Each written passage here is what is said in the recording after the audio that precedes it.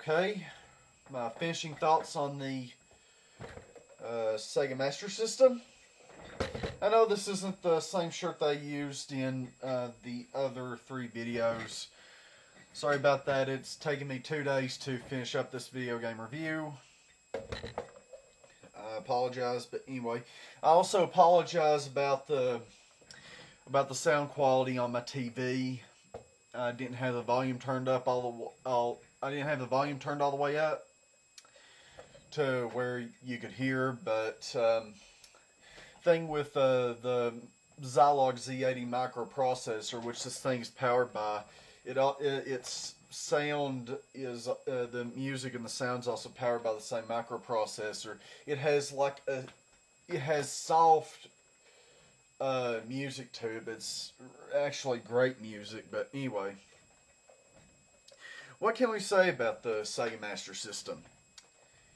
Well, it was the main competitor of the NES.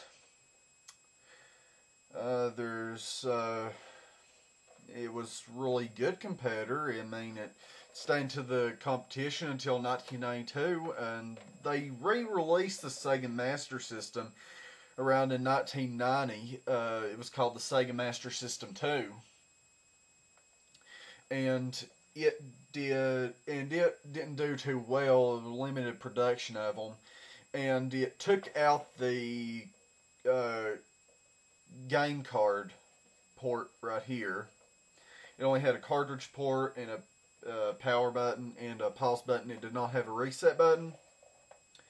Neither did it have the strange expansion port on the bottom. Neither did it have the 4 strange slider holes. But other than that, this is actually a great system. I mean, I have a video that I marked as a favorite.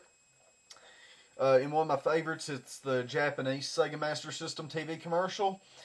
And I looked at it real close, and there's a billboard on the commercial that says, "What becomes a legend most?"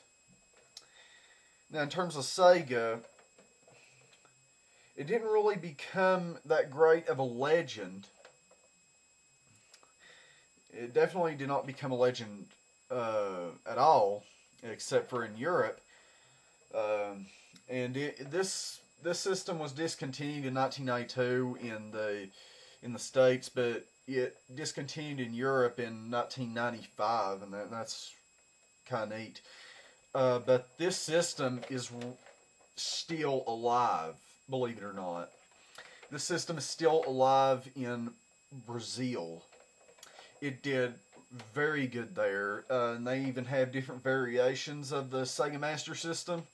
They got this model, and they got the Master System 2, the smaller one, and the Master System Compact, and then they did a girls version of the Master System Compact called the Master System Girl, and all the differences, just different paint on it. And most recently this year, Tectoy, which is Sega's Brazilian distributor, released the Sega Master System 3. Now, the Master System 3 does not have a cartridge port or a card port, but it has over 100 built-in games in it.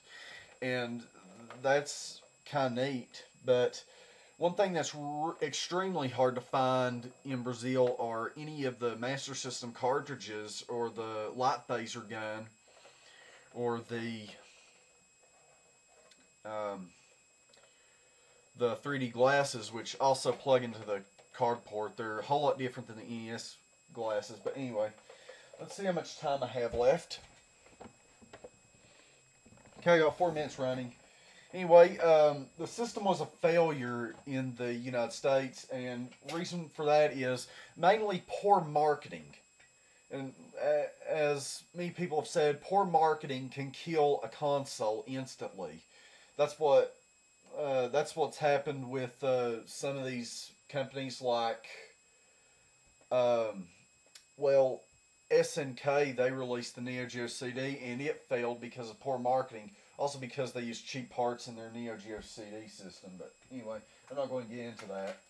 May get into it some other time, but anyway. The controller, I actually like it.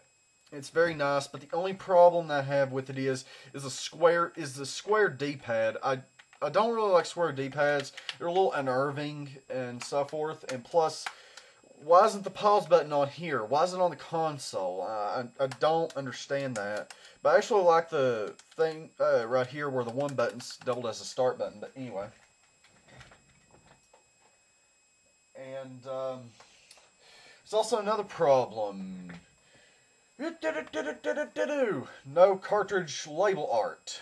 I mean, seriously, if you're gonna make a cartridge, at least put some art on it. I mean, the Sega Mark III cartridges, they had label art on them. Why didn't these? I mean, and here's another thing.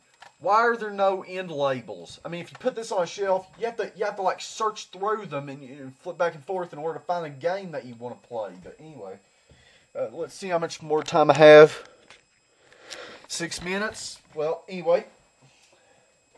Other than that, is there a reason to have this?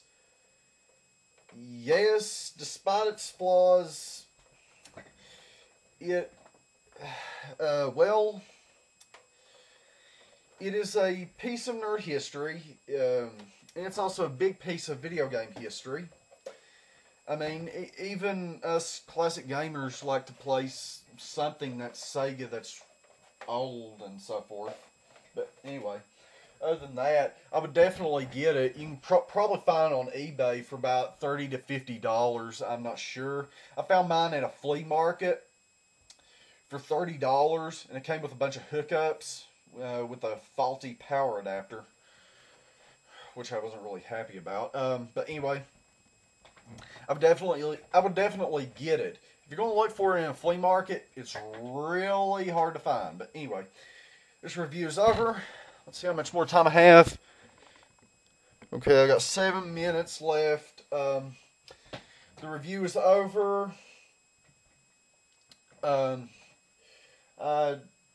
do want to say this. I was going to do a Nintendo Entertainment System or NES review, but my NES has been dismantled. I took it apart. I cut the 4th pin on the 10 NES lockout chip, so the lockout chip is disabled. All I have to do now is put a new 72 pin connector in it, and I do have a new 72 pin connector in it. It's just that I haven't had time to reassemble the system and try it out. But hopefully I will be able to do an NES review soon. I'm not sure if it'll be this season or in season 2, but I'll give you some news on that later on. I was also going to do a special review on my Famicom Disk System. My Famicom Disk System had, it came with 5 games with it. But out of all the 5 games, only one worked. And that game was Yumekojo Doki Doki Panic, which we know around here as the North American Super Mario Bros. 2. But other than that, I'm not going to do a special review on it yet. But anyway, I'm going to do individual video game reviews on the Sega Master System, and that'll probably be one of my next videos. I'll do a few of those. And I'm also going to do a video game review on the Atari Lynx. But other than that, I've got to get going. The review's over. This has been Bible Teen, and I'll see you next time.